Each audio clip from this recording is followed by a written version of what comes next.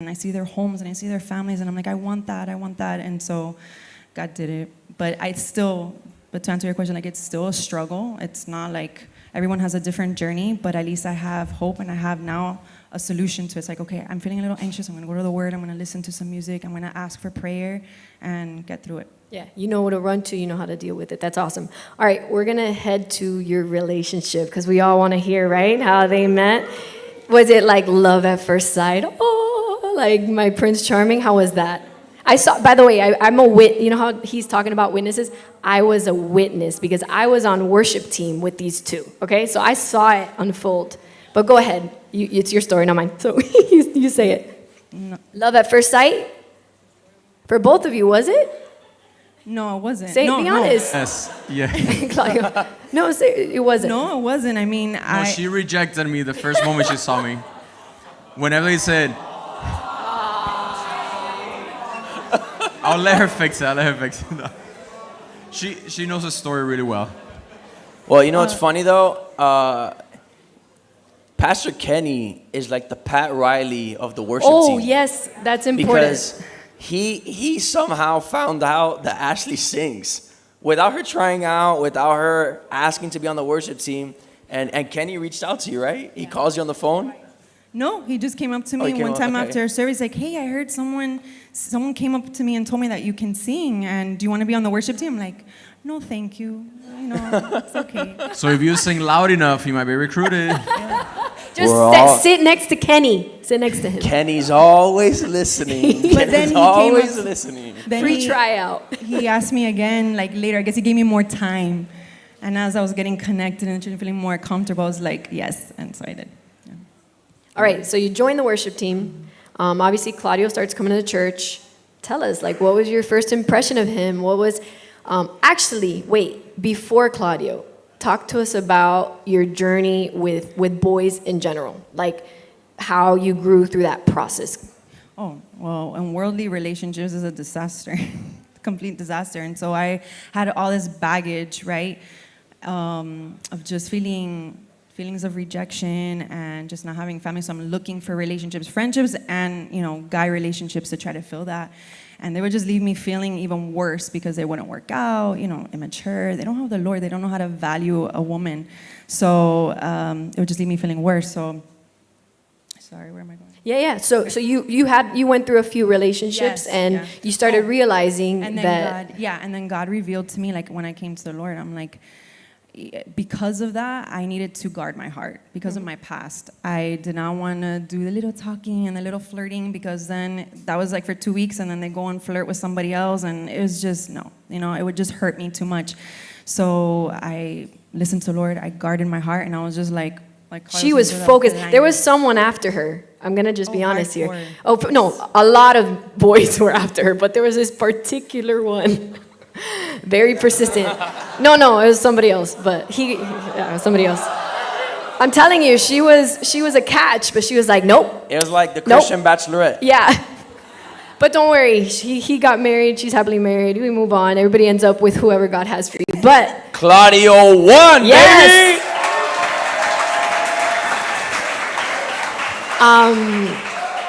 So tell us, you see Claudio, you meet him for the first time. You got that Riz? It's stuff that the young people say these days. It just basically, you're a charmer. Just know that. All right.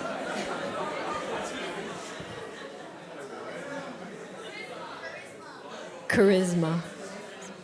All right, so you meet Claudio. Tell us your first impression of Claudio. Not interested. No, just because. But why? Why? Listen. Because we were in the conference room, and I guess he had just started on the worship team, and there was a seat available next to me, and he came and he sat next to me. So I was just already like, another guy that's trying to talk to me. I don't want to talk to anybody. He was that little flute player over there trying to sit next to me. I wasn't in the headspace. I was very Cuban looking, Yeah. No. to be honest. To not say the word. I was very Cuban looking. Green shoes, yellow shirt.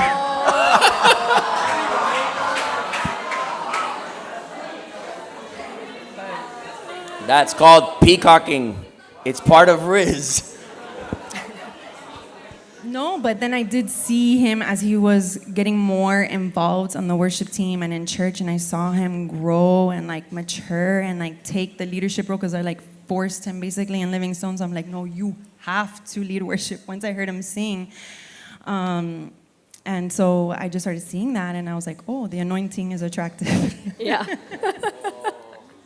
So I like to share this because I think it's interesting that they were together for a while, serving for 4 years, but they didn't like each other. So some of you out there, you might have your spouse here, but you don't know it. God hasn't opened your eyes yet. So I think that's really cool. Are you staying for second service?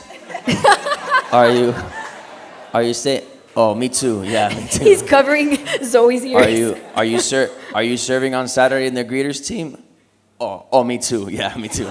Me too.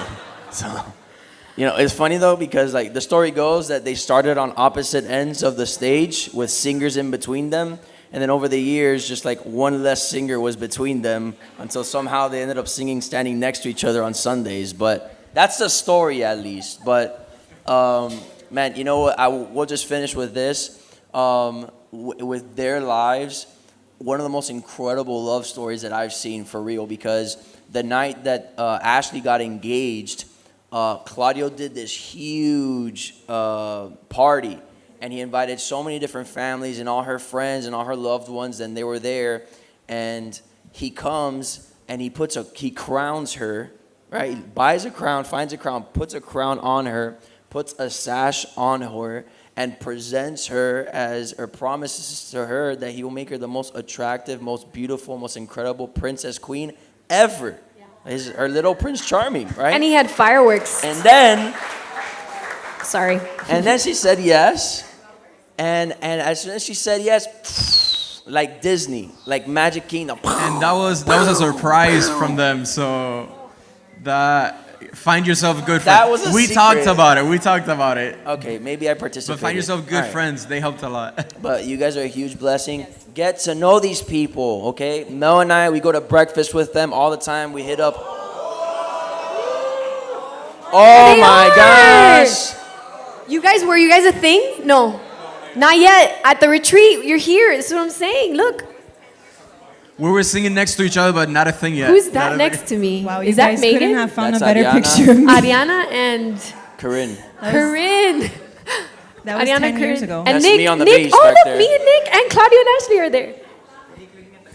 How about that? That's a great picture. Thank you. Thank you to whoever put that up there. Good one. Yes, Good one. good one, Was that good Corinne? one. No, that was Kenny. Alexandra. It was Kenny. Kenny. Kenny. So thank you guys so much. Thank Get you. to know these people. Like I said, we would go to Doc B's. We go to name a restaurant. We eat good food though, so no McDonald's and stuff like that, right? Like good food. But get to know them. Get to meet them. You want to learn from people like this so that you can experience the same goodness of God that they have. Thank you guys. Round of applause for Claudio and Ashley, everybody. Thank you guys.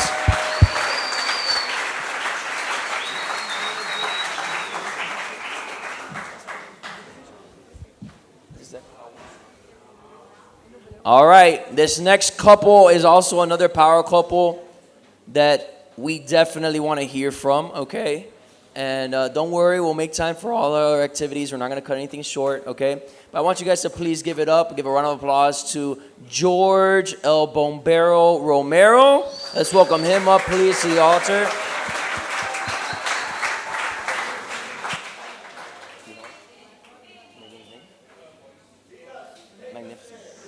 And let's invite Megan the Magnificent Romero to join us here on the stage. Welcome, guys. Hi. Yeah, I'm happy you guys are here. You might have to use the other mic, George. No, but that... Yeah. There we go. It's on. All right. So happy to have you guys on here. Let's just jump into it because this is a whole different dynamic. George was not born in Cuba, okay? Megan wasn't in a car accident, right? She didn't grow up initially with a single mom, right? But we'll start with George. So George, tell us a little bit about your family, right? Siblings, parents, Who are they? Yeah. Ages? So we're a family of 3 boys. So it's my older brother Richard, then the middle child Frank, and then me, George. How many years apart are you guys? So between Richard and I is 7 years, and then between Frankie and I is 4 years. And born and raised in Miami? Born and raised in Miami. Okay, cool. Yeah. So, where'd you go to high school? South Miami Senior High School. South Miami? Any Anyone? Cobras? Cobras? Gabby! Gabby Q! Anyone else? The only Cobra. Gabby Q, the only Cobra. All right, cool. So, you guys grew up going to church, faith-based household. How was that? No, we really didn't grow up going to church. Maybe once in a while here and there, but for the most part, there wasn't a relationship with God. There wasn't any religion in the household for the most part. Okay. So tell us about yourself. Like, what were you like growing up? What were you interested in? What did you like doing? So, I mean, when I was younger, just like most of you kids in here, sports, games, hanging out, friends, the normal stuff, right? So Did you have any special friends growing up? I did. I was also a professional friend growing up. What do you mean by that? What does that mean? Right. So what that means is that you paid me and I could be your friend, right? If you were on the little odd side, didn't matter. I was your friend and I was really good at it. You had special rates for special kids. Right. I was the highest paid best friend in Miami that season of my life. All right, so this is not a joke. It's not a joke. This is real life. So you were literally paid to be somebody's friend growing up, right? Yeah. Paid to play Toontown. You guys remember Toontown? No, you're too young. You're too young. No, but they do know Club Penguin. Club Penguin? Yeah? Throwing snowballs? Yeah. That's right. So George growing up, he met some kid, and this gives you a little bit of personality-wise with regards to George. He grows up. They put him in karate when he's growing up, right? How many of us did karate when we were little, right? They put him in karate, and he overhears a mom telling her son about an upcoming trip, right? Yeah, she's talking to another mom. She's like, oh my gosh, we're going to Santa's Enchanted Forest. It's going to be great. Then I come from behind. I'm like, can I go? And she's like, yeah, for sure. So I interjected within that conversation, and I made myself go on that trip. All expense paid trip All expense to paid Santa's trip. Enchanted. Just like that. Chilling. So he obviously, so he's friends with this kid anyway. So you grow up, you go to South Miami, and around that time, you have an older brother, right? Or the oldest brother's name is Richard, right? And Richard, he does start going to church, right? Yeah. And what church was that?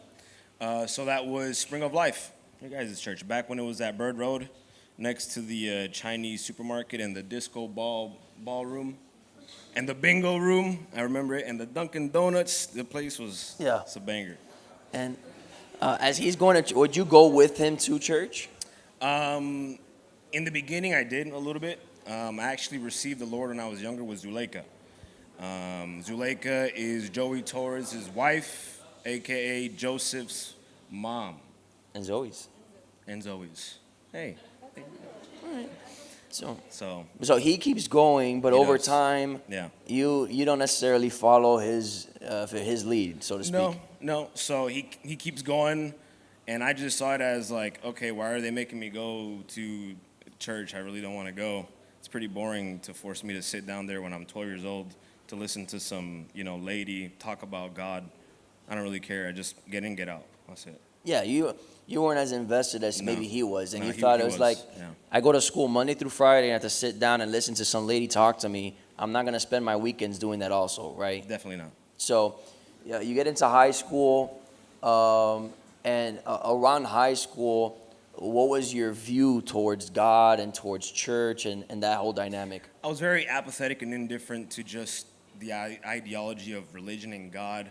I looked at it as, people putting up a front. It's fake. Why are you doing that? When at the end of the day, you're probably worse than what I am. So I was very indifferent to Christians and just religion and God. It was whatever, you know.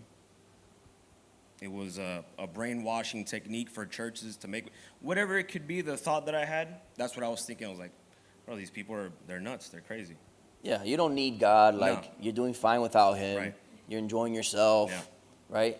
So Richard's still going to church though, right? Yeah, still going faithfully. And you know, what did you think about him still going to church? Like, did you hate him for it? Did you make fun of him for it? Oh, 100%. Yeah, I definitely, made fun of my brother and mocked him. And I was like, bro, you're brainwashed.